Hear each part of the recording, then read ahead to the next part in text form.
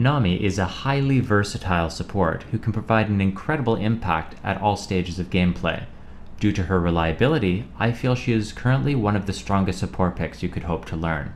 In this guide, we want to demonstrate key playstyles and strategies to help you achieve Nami's true potential. Due to Nami's low offensive ratios, I feel that hybrid or magic penetration marks are simply not worthwhile. Because of her ability to constantly trade auto attacks in lane and her smooth animations, I opted to take attack damage marks. If you want a tankier setup, you should consider armor reds instead. My current setup involves armor seals, flat health quints, and a mix of magic resist and mana regen glyphs.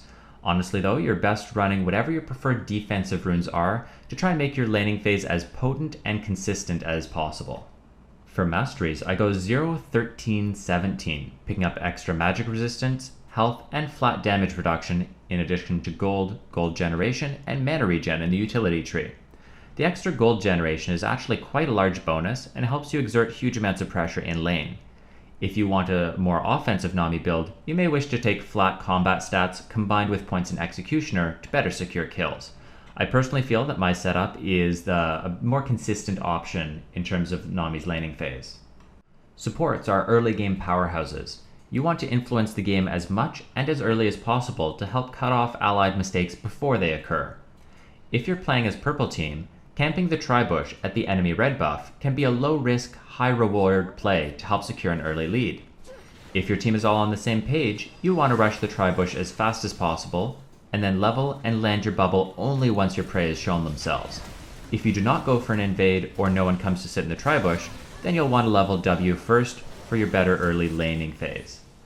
Nami plays quite differently from a lot of other support characters, so here's some tips to get you started. Bubble has a fixed travel time. This can make landing point-blank bubbles a bit tricky. Plan ahead and don't rush things. Or, alternatively, you can set up your stun by using the slow from your E, active on Frost Queen's claim, using your ult, or letting an ally lead the fight with the targeted CC ability. Nami is quite mana hungry if you use your W unwisely. As a rule of thumb, try to only use it when you'll get at least 2 bounces from it. Your E has no cast time and gives a movement speed buff from your passive. Use it to easily kite or chase in tricky situations. During laning phase, it's usually best to cast E on yourself so you can land bubbles easier or increase the poke potential while you're proccing your Spell Thief edge charges. Your ultimate does have a decent wind-up time and moves quite slowly. Try to use it as a disengage tool or in a contained area where your enemies cannot easily dodge. If not, you're going to look kind of silly. Nami has deceptively strong poke with the bounced effect from her ebb and flow. During laning phase, you want to try and trade as often as you can without getting locked down by hard CC. This usually boils down to an auto attack W auto attack combo, as a large majority of the damage you may take while harassing will be healed by the returning bounce from your W. By positioning properly, this is going to then bounce back to the second enemy laner, providing even better poke potential. If your AD carry is playing a little bit more passively, not following up your engages, or is simply outclassed in the laning phase, don't panic. Nami can be played as a passive utility support when the situation calls for it. Try to land your bubble as your opponents are winding up their CC skills.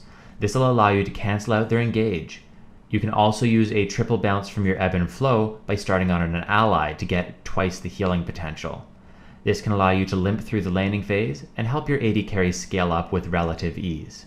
Once you and your allies have made it to mid or late game, usually 20 plus minutes into the match, you want to focus on maintaining map control and will transition to a more passive support. You're no longer able to win trades on your own, and offensive bubbles can be very tricky to land versus competent opponents.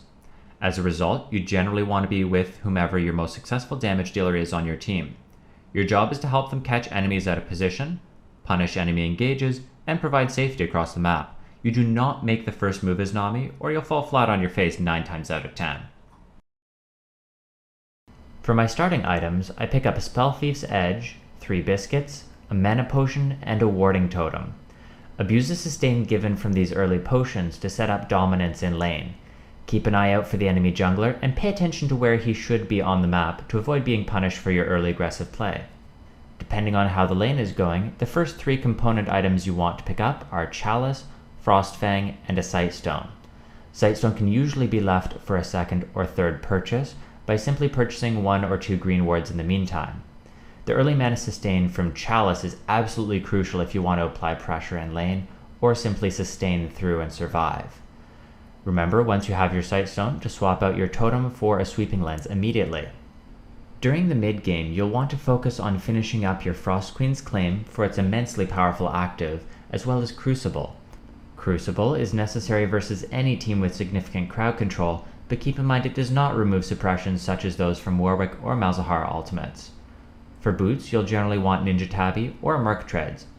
Due to the abundance of cooldown reduction on support items, Boots of Lucidity simply doesn't make sense.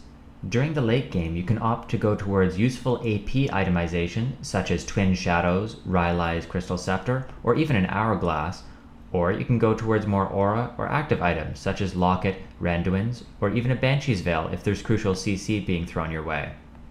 I hope this guide has helped you understand some of Nami's key strengths, and I wish you all the best of luck in your future games.